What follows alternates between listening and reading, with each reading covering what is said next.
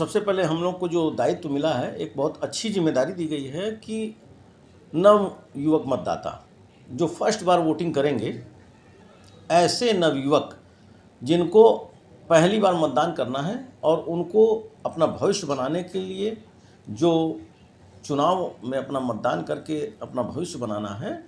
उसमें हम लोगों का उन लोगों से यही निवेदन रहेगा, आग्रह रहेगा कि भारतीय जनता पार्टी के बटन पे अपना वोट दें और उससे जो है आने वाले समय में वो नवयुवक जो खुशी आज हम 10 साल के इस भारतीय जनता पार्टी के कार्यकाल में आने के बाद महसूस कर रहे हैं, वो नवयुवक आने वाले भविष्य में उन उन्नति के रास्तों को पा सके, इसके लिए उसको जागरूक करके उसको समझाएंगे, उसको बताएंगे कि हमारी भारतीय जनता पार्टी की सरकार ने केंद्र में जो अपने 10 वर्ष के कार्यकाल को पूरा किया, उसमें कितनी बड़ी बड़ी उपलब्धियां उन्होंने दी, और जिसको कि हमारे प्रधानमंत्री जी कहते हैं कि अभी तो ये सिर्फ टेलर था,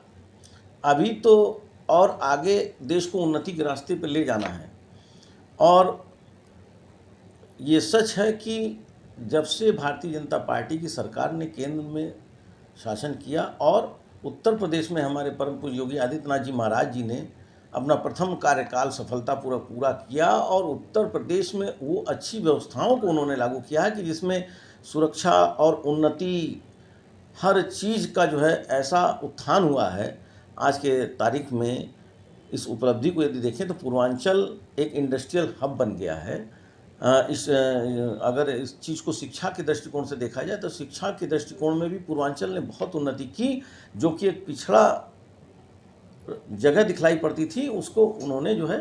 हर तरीके से अपनी मेहनत से करके सुधारा, सुशासन किया है। इस चीज़ को हम लोग नवयुवक मतदाता जो हैं उनको बताएंगे और भी जो मतदाता रहेंगे उनको भी उस चीज़ के लिए प्रेरित करेंगे कि भारतीय जनता पार्टी की सरकार को वोट करें, क्योंकि देश में अगर उन्नति के रास्ते दिखाई पड़े इन 10 वर्षों में कि जो पिछले 70 सालों से नहीं हो पाए, वो हमारी भारतीय जनता पार्टी की सरकार ने इस देश को दिया है। और भारत को विश्व गुरु बनाने के लिए जो रास्ते अपनाए हैं उससे स्पष्ट दिखलाई पड़ता है कि भारत आज नहीं तो कल आने वाले समय में 2047 तक एक टारगेट उन्होंने दिया है। उनको तो लगता है कि उसके बहुत पहले ही भारत विश्व गुरु बन चुका होगा। जिस तरीके से हमारे भारतीय जनता पार्टी में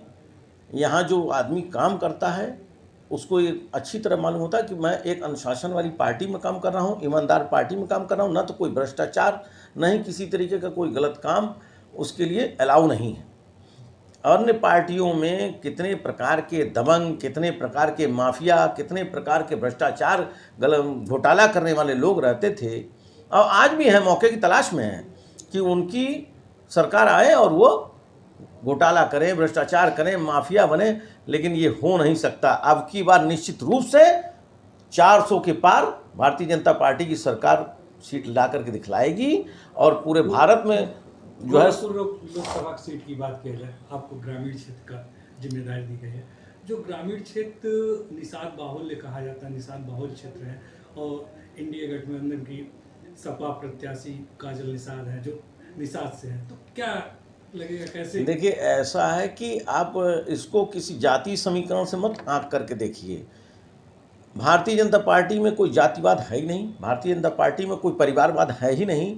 और ये सब समाजवादी पार्टी के अगर कोई कैंडिडेट चुनाव किसी भी रूप से कहीं भी लड़ रहे हो, कितने भी फेमस क्यों ना हो, उससे कोई फर्क नहीं पड़ने वाला। जनता तो वोट उसी को देगी ना जो ईमानदार होगा। हमारे आदरणीय सांसद श्री रविकिशन शुक्ला जी, जो कि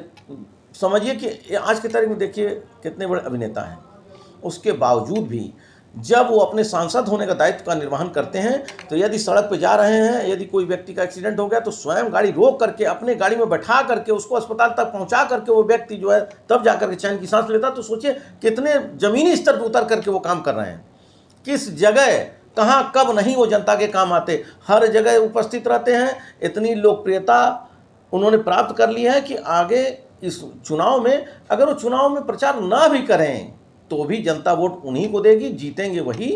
ग्रामीण और शहरी दोनों विधानसभा में जो लोकसभा का चुनाव होगा उसमें रवि किशन जी अब की बार पिछली बार से ज़्यादा वोट जो है जीतेंगे, ऐसा मेरा विश्वास है। और जैसा जनता का मन है आज की तारीख में, हम स्वयं ऐसे ही बिना किसी बात के जनता से अगर अनायास ही पूछ सकते हैं भाई आपका वोट किसको जाएगा, तो जनता खुलेआम कहती कि मेरा वोट बीजेपी को।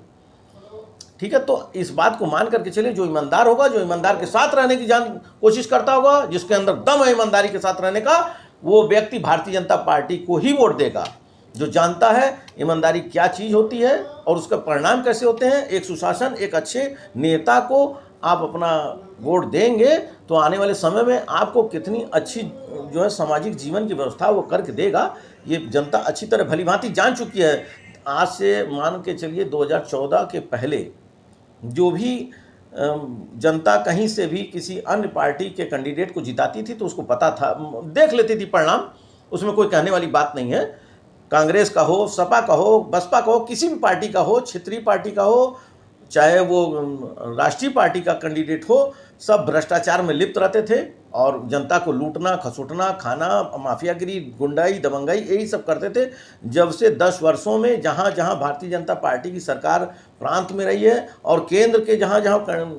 कैंडिडेट रहे वहाँ वहाँ कहीं भ्रष्टाचार भी नहीं हुआ और कहीं किसी को कोई परेशानी भी नहीं हुई। पार्टी खुद में इतना अनुशासन क्रिएट करके रखती है। हमारे आदरणीय प्रधानमंत्री श्री नरेंद्र मोदी जी, वो स्वयं एक ऐसे आदमी है कि जिनको किसी चीज़ का लोभ लालच नहीं। हमारे आदरणीय परम पूज्य योगी आदित्यनाथ जी महाराज, उनको किसी चीज़ का लोभ लालच नहीं है, तो वो कहाँ से किसी चीज़ का भ्रष्टाचार बर्दाश्त करेंगे और किसी को करने भी नहीं देंगे, गलत तरीके को पसंद भी नहीं करेंगे। अनुशासन में रह करके, ईमानदारी के साथ, सभ्यता के साथ, संस्कार के साथ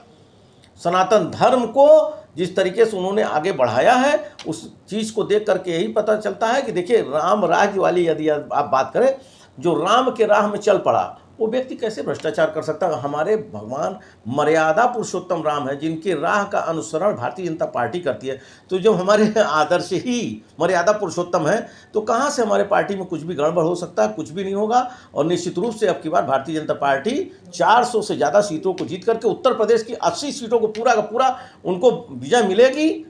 ये जनता कह रही है, ये मैं नहीं कह रहा हूँ। ऐसा ना सोचिए कि मैं पार्टी में तो मैं पार्टी फेवर में बोल रहा हूँ, ये सत्य तो जनता बोल रही है, ये मेरा पूर्ण विश्वास है।